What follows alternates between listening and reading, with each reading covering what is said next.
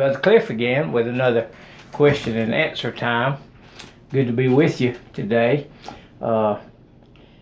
Thinking about Christians living in the world in which we live today, and a question came to mind. What is the right thinking for a Christian today in the world in which we live? And the Apostle Paul gives us a clear picture. I believe it's clear as crystal of how we ought to be living as Christians, even in a world that's in chaos as today is.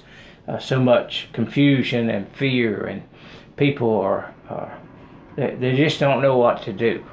But as a Christian, we do, because we know how to think. Okay, so in Philippians 2, in verse 1 through 4, it says this. It says, "Therefore, if there is any consolation in Christ, if any comfort of love, if any fellowship of the Spirit, if any affection and mercy, fulfill my joy by being like-minded, having the same love, being of one accord, of one mind. Let nothing be done through selfish ambition or conceit, but in lowliness of mind, let each esteem others better than himself. Let each of you look out not only for his own interest, but also for the interest of others."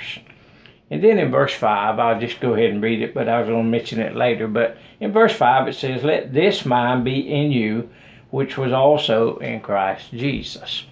Now, verse 5 is actually, in my Bible here, is separated.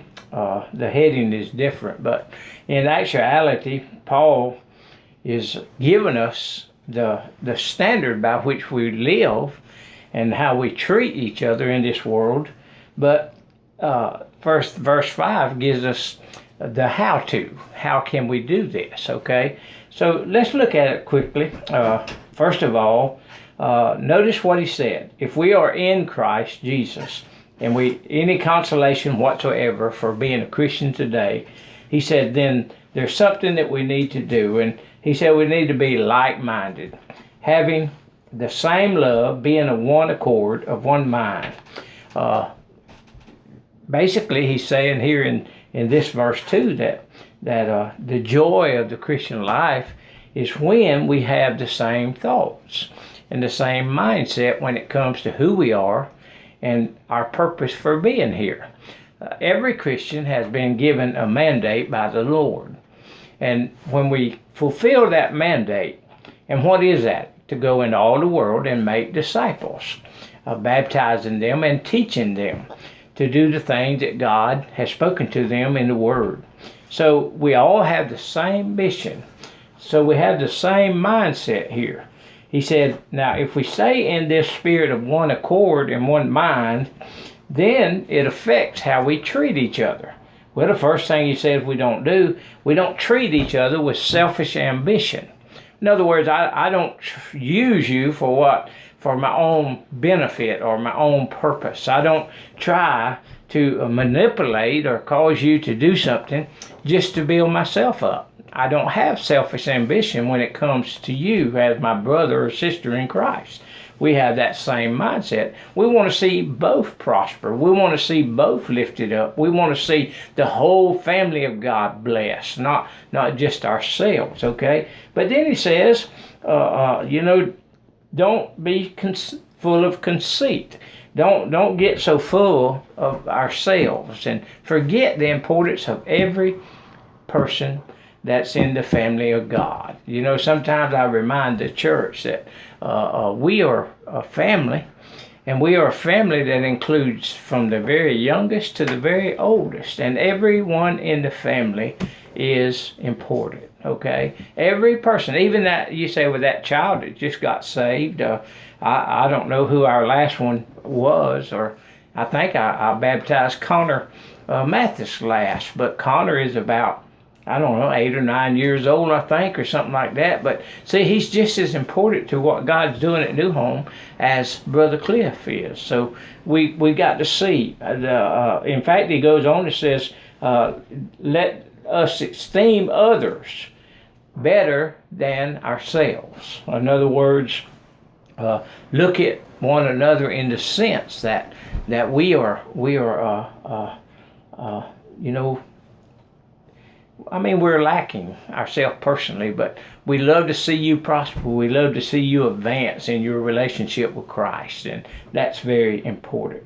So real quickly, he says, but also for the interest of others, do this, and that is to always look out for their good. Always look out for their good. You know, today in the world, we question that.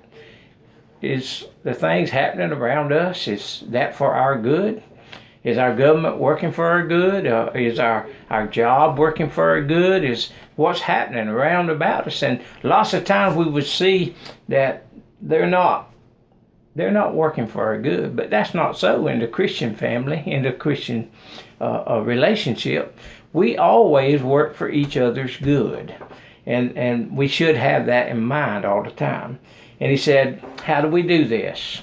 Well, it's very easy to get caught up in our own ambitions, to get caught up in our own living and forget the importance of others. I know that. But he said, let this mind be in you that's also in Christ Jesus.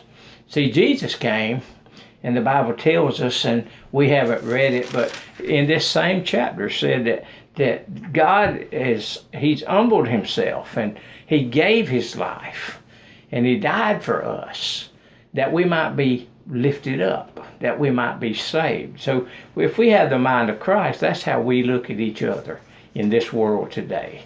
Don't forget, no matter how bad this world gets, we are still called to be light, to show others what is the truth, and that's Jesus, and he loves them, okay? God bless you. Hope this helps you.